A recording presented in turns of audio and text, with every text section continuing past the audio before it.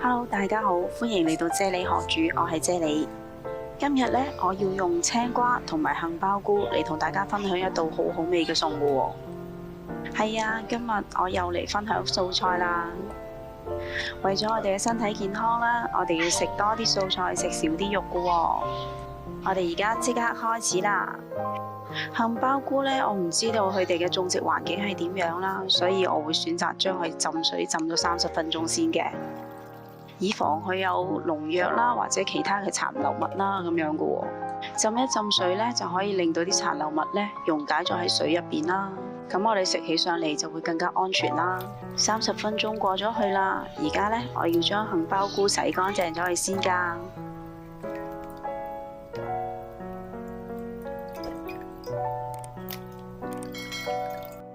清洗乾淨咗之後呢，我會將杏鮑菇切成一片片嘅厚件啦，然後呢，再改刀將佢哋切成一條條嘅喎。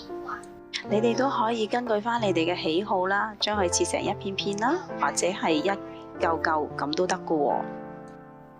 按照返你哋平時烹飪嘅喜好就 OK 啦。咁你哋平時又點樣切杏鮑菇㗎？可唔可以喺下邊留言話我知呢？而家將切好咗嘅杏鮑菇擺喺個碟度備用先啦。切完咗杏鮑菇，我哋而家就嚟處理條青瓜啦。青瓜相對嚟講呢，就比較少蟲咬嘅，咁相對呢，佢要落嘅農藥呢，都係相對比較少嘅。咁我通常呢，就將佢清洗乾淨就 OK 㗎啦。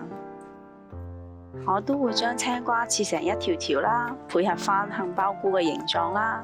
咁你哋都可以按照返你哋嘅喜好啦，將佢切成一片片啦，或者係一嚿嚿咁都得㗎喎。為咗令個餸更加靚啦，咁我會加少少紅蘿蔔落去㗎喎。同樣地啦，我都會將佢切成一條條㗎喎。平時咧，我哋食多啲紅蘿蔔咧，都係有好處㗎喎。佢有護心啦、通血管啦，同埋護眼嘅功效㗎。所以咧，平時我煮餸咧，都會落啲紅蘿蔔落去一齊煮㗎。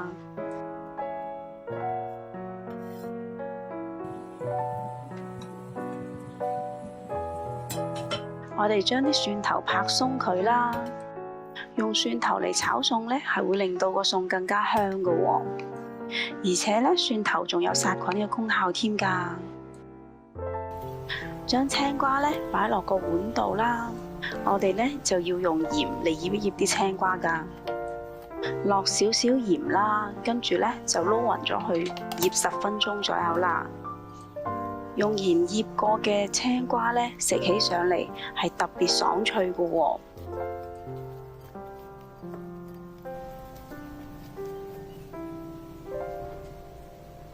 青瓜咧就已經醃咗10分鐘咯喎，大家睇到已經醃咗啲水出嚟啦。咁我哋就將啲水倒咗去先啦。因為啲水咧都比較鹹㗎，所以就唔適宜愛嚟再煮餸㗎啦。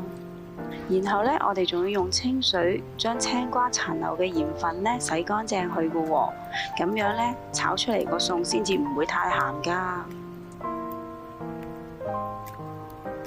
我哋燒熱咗隻鑊，落返適量嘅油啦，跟住咧就將啲蒜頭擺落去，爆香咗佢先喎。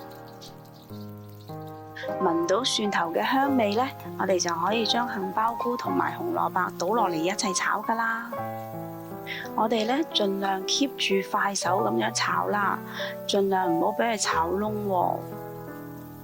炒到杏鮑菇開始軟身嘅時候咧，就落返少少鹽啦。少少嘅糖啦，同埋少少嘅雞粉，幫佢調一調味㗎。